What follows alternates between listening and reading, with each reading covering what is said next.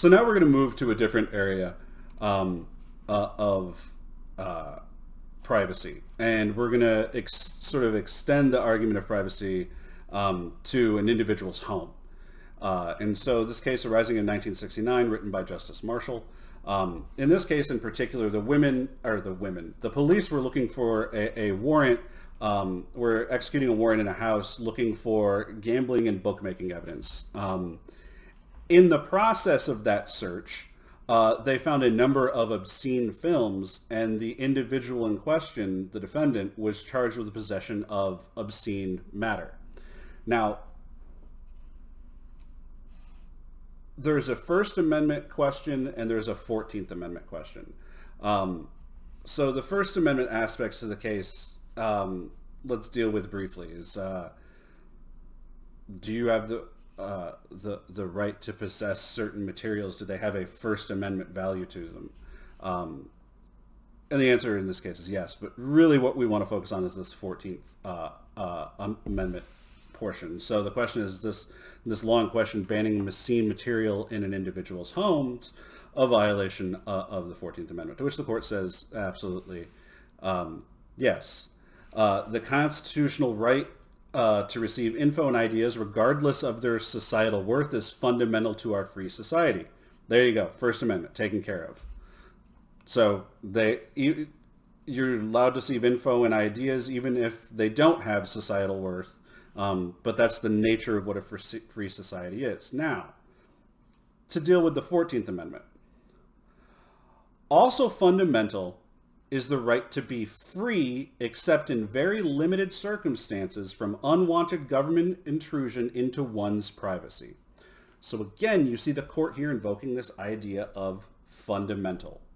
Again, fundamental rights not in the Constitution, rights that are ultimately extraneous, that are read into the Constitution. So here the court is saying that under very limited circumstances, that there is a fundamental right to be free from government intrusion in one's home. And so the individual in question in this case was suspected, and therefore a warrant was issued to search for bookmaking materials or gambling materials. Those materials simply weren't found, but in the process of the search, they found certain obscene materials which were a violation of the law, possession of them. But the possession of them was completely within the home environment. That it was, by definition, absolutely not affecting anyone else. And therefore, the search violated the notions of privacy within an individual's home, because the materials were affecting absolutely no one. They were only detected because of what ultimately would be also considered kind of an illegal search. But therefore, this right of privacy is expanded and now exists within the home environment. And that's made pretty clear by the court. And it says, if the First Amendment means anything, it means that a state has no business telling a man sitting alone in his house what books he may read and what films he may watch. So the rest is saying if the First Amendment has any value whatsoever, it applies precisely to the situation in which Stanley finds himself. A private individual in his own home consuming what films he wants.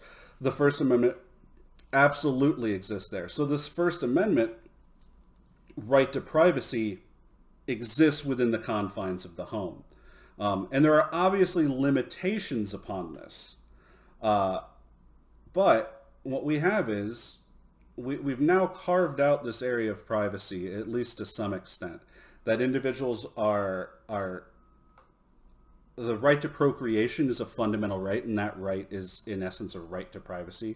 The right to marry whom you want is, in essence, a right to privacy in the U.S. context. And the right to be free from governmental intrusion in your home is another extension to the right to privacy. But the court still hasn't articulated a much broader right to privacy. They simply haven't done it. They do. The court does ultimately articulate a much broader sense of the right to privacy, and we will get there. But we've been dealing with this idea of fundamental rights. And before we get to birth control and abortion, I want to deal with this notion of of what it truly means to be fundamental and the process of how you get these fundamental rights read into the Constitution, and that is this idea of substantive due process. And so we're going to cover substantive due process very quickly in just a couple cases so you can get an idea of what the process looks like and how, at least when initially developed, substantive due process proved to be exceedingly unpopular as a mechanism. So, to foreshadow, the mechanism by which we read in the right to privacy, the right of marriage, the right of procreation, the right of birth control, the right of same-sex marriage, the function, the method by which the court uses to read those rights into the Constitution, when that is substantive due process, and when substantive due process reared its head first, it was seen as a very bad thing, the mechanism itself, and it was seen as, in essence, judicial activism by the court. So I pose the question, isn't using it still judicial activism?